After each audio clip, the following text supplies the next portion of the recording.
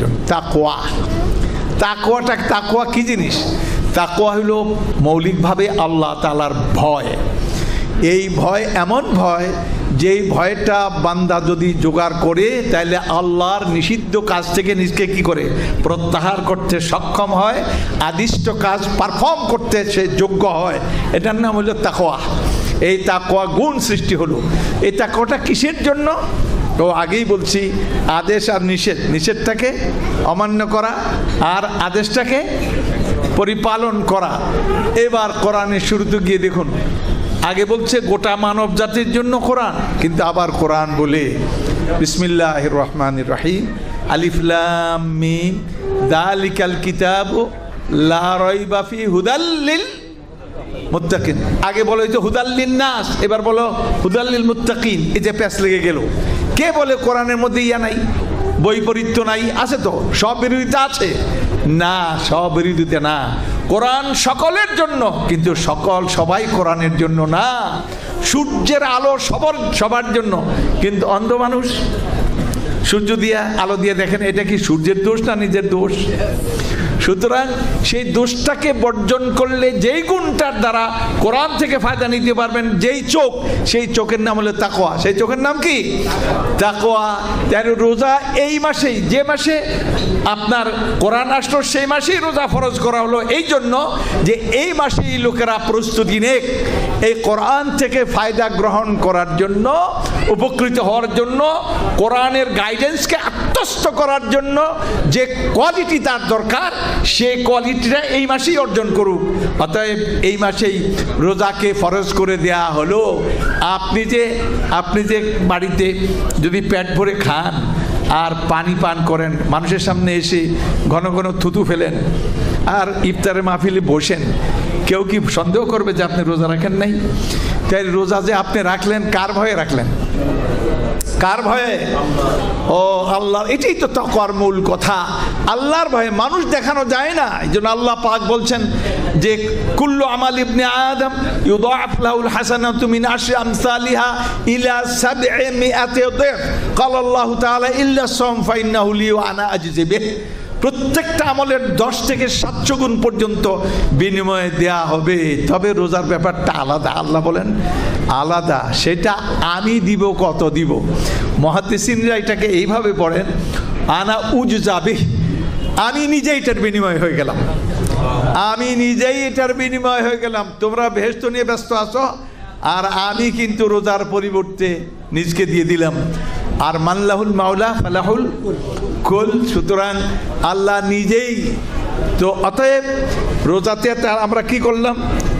এই জ্ঞানের কিতাব আসলো, এই কিতাব থেকে উপকৃত হওয়ার জন্য তাকওয়ার প্রয়োজন পড়ল, আর তাকওয়া অর্জনের জন্য রোজা বিধিবদ্ধ করা হলো। এখন রোজাও রাখলেন, তাকওয়া অর্জন করলেন, এবার কোরআন পড়লেন না, কোরআন বুঝলেন না, কোরআনের কাছে ধারে কাছেও গেলেন না। তা কেমন হলো আপনার অবস্থাটা? আপনি কি করলেন? কেমন করলেন? সুতরাং সময় আর নেই, পেগাম এটাই, এখনই শুরু করো। কোরআনের সঙ্গে 6টি সম্পর্ক, একটা একটা করে মনে রাখি আমরা। 1 নম্বরে কোরআন পড়তে হবে। কি করতে হবে? আমি পড়তে জানি না, এটা ফরজে আইন। এটা পারফেক্টলি আপনার প্রত্যেক পারফেকশন এখানে আরোপ করা হয়েছে। আপনাকে রোজা পড়তেই হবে, এই কথা বলা যাবে না। 1 নম্বর। 2 নম্বরে তেলাওয়াত করতে হবে। তেলাওয়াত কারে কয়? গরু সারাদিন কি করে? ঘাস খায়, রাতে কি করে? এটার নাম তেলাওয়াত, রিসাইটেশন। রিসাইট করবেন মানে যা ঢুকাইছেন পড়ছেন। এইবার এটার আনা আল্লাইলি ওয়া আনা আন-নাহার। সৌদি আরবে গেলে, আরব দেশে গেলে, মসজিদে ঢুকলে বোঝা যায় না কে ইমাম। আমাদের দেশে পাগড়ি বান্ধা ওখানে বসে থাকে, ওখানে মোটো কে ইমাম, কে সেক্রেটারি, কে সভাপতি না, সবাই কোরআন পড়তেছে। 2 রাকাত পড়ে আর 5 বার কোরআন পড়ে তারা, সুবহানাল্লাহ, তেলাওয়াত করে তারা। আর আমরা তার ধার কাছে নাই। তাহলে 2 নম্বর তেলাওয়াত করতে হবে। 3 নম্বরে অধ্যয়ন করতে হবে। অধ্যয়ন মানে ইংরেজি বলে স্টাডি করা, আরবিতে বলে দেরাসা। ওয়ালাকিন কুনু রাব্বানিয়িন বিমা কুনতুম তুআল্লিমুনাল কিতাব ওয়া বিমা কুনতুম তাদরুসুন। তোমরা কোরআন কিতাব তোমরা কি করবে? অর্থ সহ কি করবে? পড়বে। আমাদের দেশে বলে না এটা সওয়াব দিয়ে চলবে। জি না, সওয়াব দিয়ে হবে, চাকরি তো পাবেন না। আপনি নম্বর পাইছেন কিন্তু চাকরি হবে না কি না যদি না বুঝেন। অতএব কোরআন বুঝতে হবে, অর্থ সহ স্টাডি করতে হবে। কয় নম্বর গেল? জি 3 নম্বর। 4 নম্বর কি? 4 নম্বর হলো কোরআন শিক্ষা দিতে হবে। তুআল্লিমুনাল কিতাব, কোরআনের শিক্ষার ব্যবস্থা করতে হবে। এটা কয় নম্বর গেল? যে কোনো প্রকারে প্রত্যেক ব্যক্তিকে কোরআন শিক্ষার সঙ্গে জড়াতে হবে। হয় নিজে সরাসরি, না হয় বেতন দিবেন, না হলে সাদা দিবেন, না হলে অন্যদেরকে বলবেন এখানে পড়াও। এইভাবে কোনো না কোনো প্রকারের সঙ্গে জড়াবেন। তুআল্লিমুনাল কিতাব। 4 5 নম্বরে আফালা ইয়াতাদাব্বারুনাল কোরআন, তারা কোরআন নিয়ে কি গবেষণা করে না?